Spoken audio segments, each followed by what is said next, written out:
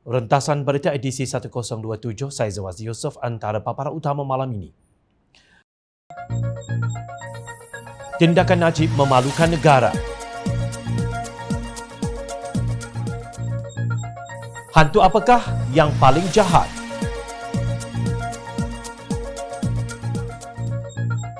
Apa yang sepatutnya diberitahu kepada orang kampung mengenai kes SRC? Hentikan amalan 2 darjah.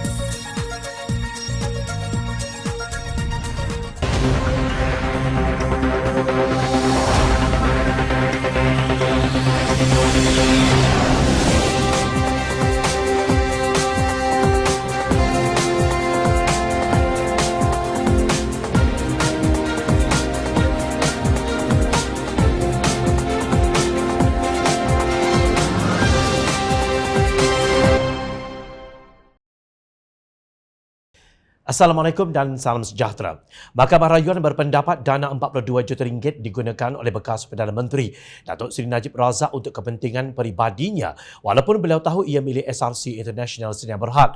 Menurut Hakim Dato' Abdul Karim Abdul Jalil, perkara lazim bagi mana-mana pemegang akaun yang tersilap atau tidak sengaja menerima dana ke dalam akaunnya adalah untuk memulangkannya dan memperbetulkan kesilapan itu. Tetapi Najib tidak melakukannya demikian apabila RM42 juta itu dipindahkan ke akaunnya. Hakim berkata Najib tidak pernah membuat aduan dengan pihak bank apabila dana itu dikreditkan secara salah ke akaunnya, tetapi beliau agak berpuas hati apabila menerimanya dan menggunakan dana itu sesuka hatinya. Tidak pernah ditunjukkan penggunaan dana itu ada kaitan dengan SRC International atau perniagaannya. Hakim Perbicaraan Muhammad Nazlan Muhammad Ghazali menganggap pemindahan dana itu ke dalam akaunnya mesti dilakukan dengan pengetahuan perayu, kerana jika tidak, beliau tidak akan membelanjakan RM42 juta itu. Oleh itu, keseluruhan keterangan mengukuhkan kesimpulan hakim bahawa perayu pasti mempunyai pengetahuan mengenai RM42 juta yang dipindahkan ke dalam akaunnya. Katanya sambil menambah bahawa mahkamah juga bersetuju dengan penemuan Hakim Perbicaraan bahawa bukti yang dikemukakan oleh pihak pendakwaan jelas menunjukkan bahawa pergerakan RM27 juta, RM5 juta dan RM10 juta daripada akaun bank SRC adalah tindakan penyalahgunaan yang tidak jujur, kata Abdul Karim lapor bernama. Hakim Abdul Karim berhujah RM42 juta itu dimasukkan ke dalam akaun bank perayu iaitu Najib Razak dan tidak pernah dialihkan ke mana-mana akaun lain. Sebaik sahaja dana berkenaan diterima ke dalam akaun bank perayu, beliau menggunakan dana tersebut dengan mengeluarkan beberapa cek. Dalam keadaan ini, perayu sudah mengetahui dana yang dikreditkan ke dalam akaun banknya dan mengikut undang-undang beliau bertanggungjawab dan akan dipertanggungjawabkan terhadap aktiviti dalam akaunnya. Jelasnya seperti dipetik. Hakim Abdul Karim yang mengetahui panel 3 Hakim Mahkamah Rayuan bersama Datuk Has Zanah Mehad dan Datuk Wazir Alam Maidin Mira bersetuju dengan Hakim Perbicaraan Muhammad Nazlan bahawa semua elemen penting mengenai penyelewengan harta yang diamanahkan oleh perayu telah digunakan dengan jelas. Dia berkata keterangan jelas menunjukkan perayu telah menyeleweng RM42 juta subjek 3 pertuduhan pecah amanah CBT dan memindahkan untuk kegunaan beliau sendiri serta telah menyeleweng secara tidak jujur. Seterusnya, Hakim Abdul Karim berkata mahkamah bersetuju dengan Hakim Mahkamah Tinggi bahawa Najib menguruskan hal ehwal SRC International dan oleh sebab itu beliau telah diamanahkan menjaga dan melindungi aset serta harta syarikat. Ini terbukti selepas pelantikannya sebagai Perdana Menteri dan atas kedudukan itu bekas Perdana Menteri itu telah mengeluarkan arahan kepada pemegang saham yang perlu dipatuhi oleh lembaga pengarah SRC. Peranan perayu itu secara rasminya berkuat kuasa setelah beliau dilantik sebagai penasihat emeritus syarikat dengan meluluskan pindaan terhadap tata urus persatuan yang membolehkan jawatan itu diwujudkan. Pelantikan ini bagi membolehkan beliau mengarahkan lembaga pengarah SRC untuk bertindak mengikut arahannya. Atas dasar itu, pelbagai peranan perayu iaitu sebagai Perdana Menteri, Menteri Keuangan dan penasihat emeritus jelas menunjukkan beliau telah mengarah dan mengawal minda SRC, tegas Hakim Abdul Karim menurut laporan. Ketika menolak rayuan Najib, Hakim menyifatkan kelakuan bekas Perdana Menteri itu sebagai national embarrassment atau kesipuan negara dan bukannya kepentingan negara seperti yang cuba dituntut oleh peguam beliau. Tindakan perayu ini boleh menunjukkan hanya satu perkara, iaitu sebaik sahaja dana itu telah diterima oleh SRC di mana perayu mempunyai kawalan menyeluruh, dia bebas untuk menggunakannya untuk kepentingan peribadi. Demikian kesimpulan yang dibuat oleh Mahkamah Rayuan. SRC International merupakan anak syarikat One Malaysia Development Berhad 1MDB. Rakyat Malaysia sudah 4 tahun menanggung kesipuan itu sejak negara ini digelar sebagai negara kleptokrasi paling buruk oleh bekas Peguam Negara Amerika Jeff Sessions pada 4 Disember 2017. Transkrip ucapan beliau di Global Forum on Asset Recovery di Washington dimuat naik di laman rasmi Jabatan Kehakiman Amerika Syarikat DOJ. Kes pengubahan wang haram 1MDB disiasat oleh sekurang-kurangnya 6 buah negara termasuk Switzerland, Singapura dan Amerika Syarikat. Seluruh dunia tahu tentang tragedi yang menimpa 1MDB dan anak syarikatnya SRC International. Tidakkah itu memalukan negara? Sebelum kita menjawab hantu apa yang paling jahat, jom kita singgah di laman web rasmi Mufti Wilayah Persekutuan yang merungkai secara ringkas mengenai kewujudan hantu dalam rencana Al-Afkar siri ke-85. Adakah hantu-hantu yang digambarkan masyarakat itu wujud yang dimuat naik oleh pegawai Hal Ehwal Islam Muhammad Syahrul Nizam Muhadi pada 29 Januari 2020. Dalam rencana berkenaan dinyatakan bahawa di antara perkara yang wajib untuk diimani oleh setiap Muslim adalah beriman dengan perkara-perkara gaib seperti syurga, neraka, hari hisab dan lain-lain termasuk kewujudan jin dan juga syaitan. Kewujudan jin dan syaitan disebutkan oleh Allah di dalam Al-Quran. Di antaranya mengenai kewujudan syaitan yang sentiasa menjadi musuh nombor 1 kepada manusia. Firman Allah dalam surah Al-A'raf ayat 27, maksudnya, wahai anak-anak Adam, janganlah kamu diperdayakan oleh syaitan sebagaimana ia telah mengeluarkan kedua ibu bapa kamu dari syurga sambil ia menyebabkan terlucutnya pakaian mereka berdua untuk memperlihatkan kepada mereka aurat mereka yang sebelum ini tertutup. Rencana itu menyatakan bahawa syaitan dan jin boleh berubah-ubah bentuk, tetapi satu perkara yang perlu diingatkan bahawa penyerupaan tersebut tidak mampu langsung untuk memberikan mudarat kepada kita. Mudarat atau manfaat kesemuanya datang daripada Allah Subhanahu Wa Taala.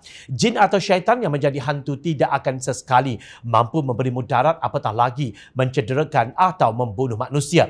Seterusnya, pejabat Mufti Wilayah Persekutuan menasihati umat Islam supaya berhentilah mempercayai khurafat atau tahyul yang sering berlegar di dalam masyarakat. Maknanya, umat Islam hendaklah jangan sesekali dicemari oleh perbuatan yang bercanggah dengan akidah dan juga khurafat. Malangnya, di dalam masyarakat Melayu, khurafat itulah yang ulang-ulang sehingga memperdaya mereka menjadi ahli masyarakat yang tidak dapat membezakan lagi mana yang benar dan mana yang tahyul.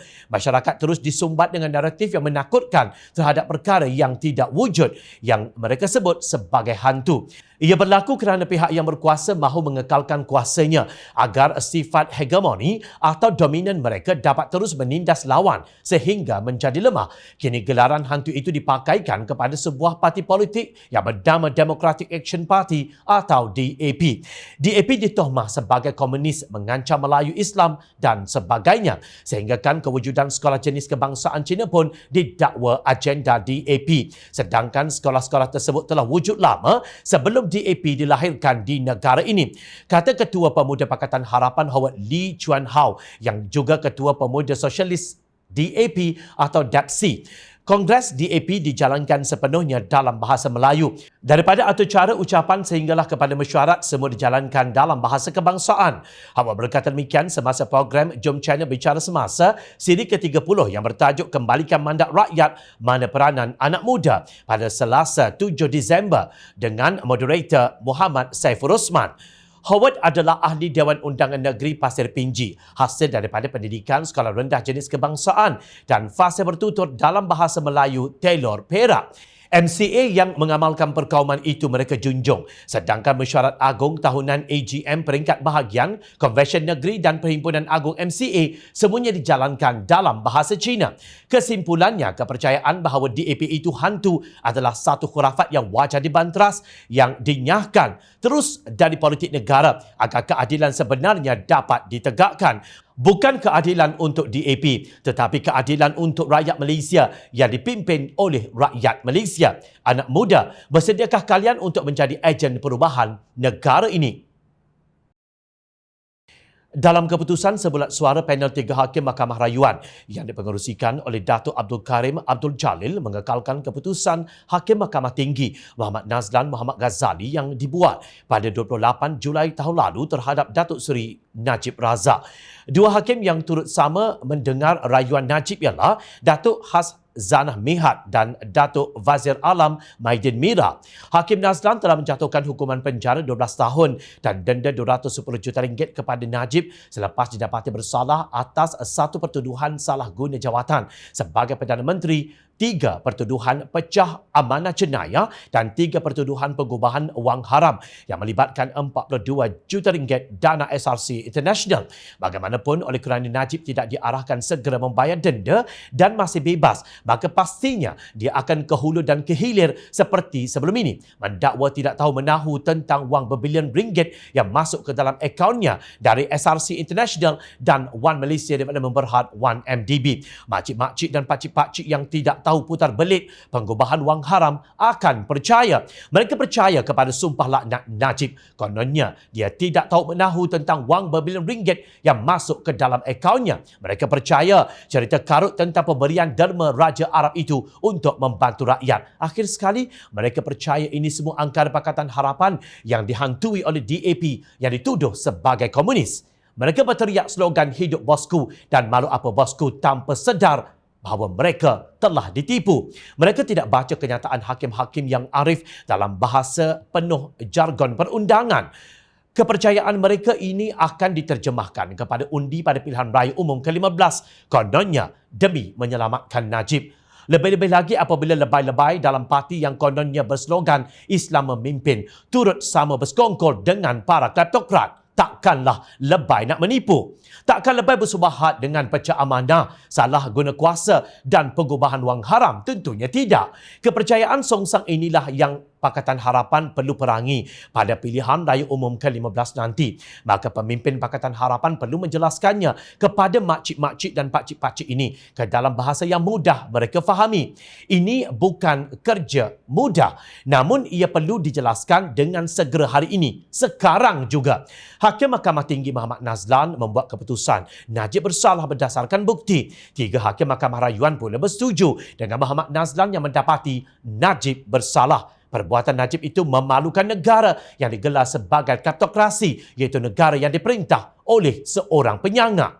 Ternyata RM42 juta sebagai sebahagian daripada derma Raja Arab hanyalah satu dongengan yang gagal dibuktikan di mahkamah. Tidak munasabah Najib sebagai penasihat emeritus SRC menerima derma daripada Raja Arab terus masuk ke dalam akaun peribadinya dan bukan akaun rasmi SRC atau Kerajaan Malaysia.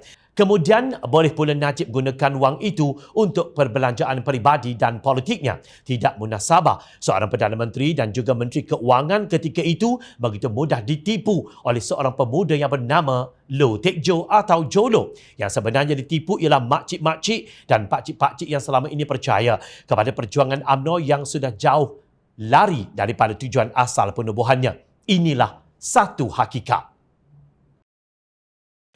Marilah kita kenali sedikit apa yang disebut dalam sains politik tentang kewujudan sebuah negara termasuk Malaysia.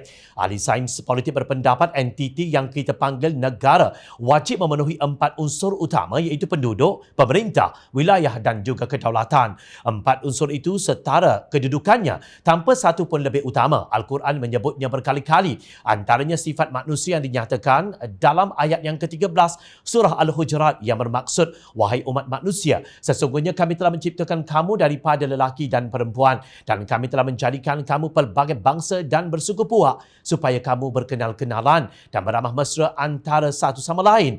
Sesungguhnya semulia-mulia kamu di sisi Allah ialah orang yang lebih takwanya di antara kamu, bukan yang lebih keturunan atau bangsanya. Sesungguhnya Allah Subhanahu Wa Taala mengetahui lagi maha mendalam pengetahuannya akan keadaan dan amalan kamu. Merekalah yang kini disebut sebagai penduduk yang tarafnya sama rata, tidak berbeza berdasarkan kedudukan mahupun bangsanya. Kesamaan ini kita terapkan dalam undang-undang negara dengan ayat manusia sama di sisi undang-undang. Selain itu, manusia ditugaskan menjadi khalifah di muka bumi ini menerajui seluruh makhluk. Ia adalah kemuliaan yang diberikan Allah Subhanahu Wa Taala kepada manusia. Seperti firman-Nya dalam surah Al-Baqarah ayat 30. Dan ingatlah ketika Tuhanmu berfirman kepada malaikat, sesungguhnya aku hendak menjadikan seorang khalifah di bumi. Mereka bertanya tentang hikmah ketetapan Tuhan itu dengan berkata, adakah engkau, ya Tuhan kami, hendak menjadikan di bumi ini orang yang akan membuat bencana dan menumpahkan darah, yakni berbunuh-bunuhan, padahal kami sentiasa bertasbih dengan memujimu dan mensucikanmu. Tuhan berfirman, sesungguhnya aku mengetahui akan apa yang kamu tidak mengetahuinya. Justru kewujudan pemerintah di kalangan manusia itu menjadi satu unsur yang wajib ada dalam entiti sebuah wilayah yang berada di atas muka bumi ini. Wilayah itulah yang penduduk dan pemerintah pertahankan menerusi kedaulatan undang-undangnya yang mencakupi semua di dalam sebuah negara, termasuk biotik yang hidup bernyawa seperti manusia, haiwan dan tumbuh-tumbuhan, dan abiotik iaitu alam yang nampak kaku seperti tanah dan batu batan. Semuanya harus berfungsi dengan sempurna dan saling melengkapi. Di negara ini penduduk yakni rakyatnya memilih untuk menubuhkan parti-parti politik sebagai wakil mereka untuk memerintah wilayah yang kini namakan Malaysia dengan adil dan aman damai. Ini termasuklah amanah sebagai sebuah parti berteraskan Islam dan berpaksikan kepada rahmatan lil alamin dan menghargai keadilan dan kedaulatan undang-undang sebagaimana yang kita telah persetujui secara bersama dalam Perlembagaan Persekutuan. Justru amanah berpuas hati dengan keputusan panel 3 hakim Mahkamah Rayuan yang dipengerusikan oleh Datuk Abdul Karim Abdul Jalil yang mengekalkan keputusan Hakim Mahkamah Tinggi Muhammad Nazrul Muhammad Ghazali yang dibuatnya pada 28 Julai tahun lalu terhadap Datuk Seri Najib Razak. Amanah menghargai keputusan sebelah suara 3 orang panel Hakim Mahkamah Rayuan yang menolak rayuan Najib sekaligus mengekalkan keputusan Hakim Mahkamah Tinggi yang mensabitkan beliau bersalah di atas kesemua 7 pertuduhan, iaitu 1 pertuduhan di bawah Akta SPRM 2009, 3 pertuduhan di bawah Kanun Keseksaan dan 3 pertuduhan di bawah AMLA 2011. Selaras dengan keputusan tersebut, Mahkamah Rayuan mengekalkan hukuman penjara 12 tahun dan denda RM210 juta yang dikenakan oleh Hakim Mahkamah Tinggi ke atas Najib. Bagi amanah kedua-dua keputusan Mahkamah Tinggi sebelum ini dan Mahkamah Rayuan semalam seolah-olah memberi sebuah isyarat yang amat jelas bahawa keputusan suara rakyat pada pilihan raya umum ke-14 pada 9 Mei 2018 yang menolak Kerajaan UMNO Barisan Nasional yang dipimpin Najib kerana dianggap telah memalukan negara di seluruh dunia di atas kesalahan jenayah mega yang berkaitan dengan hal ehwal One Malaysia Development Berhad 1MDB dan yang berkaitan dengannya, kata Presiden Amanah Muhammad Sabu dalam kenyataannya. Menurut beliau, setelah membaca keseluruhan alasan penghakiman Mahkamah Tinggi setebal 801 muka surat dan alasan ringkas penghakiman Mahkamah Rayuan setebal 54 muka surat, Amanah juga melihat kesemua para hakim tersebut secara jelas menolak dakwaan Najib dan para penyokong tegar beliau bahawa kononnya ahli Parlimen Pekan itu telah dianiaya atau dijadikan mangsa fitnah. Amanah menegaskan bahawa setakat keputusan semalam adalah jelas. Jawari meleset Najib yang mendakwa beliau adalah tidak bersalah telah ditolak dan tidak diterima kerana pihak mahkamah, yakni Mahkamah Tinggi dan Mahkamah Rayuan telah mengkaji sedalam-dalamnya segala bukti dan keterangan yang dikemukakan di dalam kes tersebut dan telah berpuas hati bahawa ahli Parlimen Pekan itu telah terbukti bersalah. Adalah jelas Najib telah diberi peluang secukupnya berdasarkan prinsip keluhuran undang-undang, tegas ahli Parlimen Kota Raja itu. Bagaimanapun beliau melihat penggantungan pelaksanaan denda adalah bercanggah dengan amalan biasa. Dalam hubungan ini, Najib sewajarnya diarah untuk membayar denda sebanyak RM210 juta itu. Sekiranya didapati tidak bersalah, denda itu boleh dikembalikan dan dengan itu tertuduh tidak mengalami apa-apa kerugian. Dengan rasa penuh hormat, Amanah berpendapat hal tersebut berpotensi mengukuhkan lagi persepsi negatif seolah-olah masih tebal lagi budaya dua darjat dalam pelaksanaan hukum di negara tercinta ini, tegas Muhammad Sabu. Sedangkan dalam Islam, amalan dua darjat tidak wajar berlaku. Mengapakah parti yang kononnya memperjuangkan Islam membisu 1000 bahasa mengenai perkara ini, malah turut bersekongkol dengan para kleptokrat? Jangan salahkan rakyat jika sedemikian persepsi mereka. Ini kerana rakyat sentiasa memerhati. Teruskan bersama kami di Jom Channel dan layari portal jomchannel.net untuk mendapatkan berita politik tanah air. Saya Suhazi Yusof. Terima kasih untuk perhatian. Assalamualaikum. Salam sejahtera.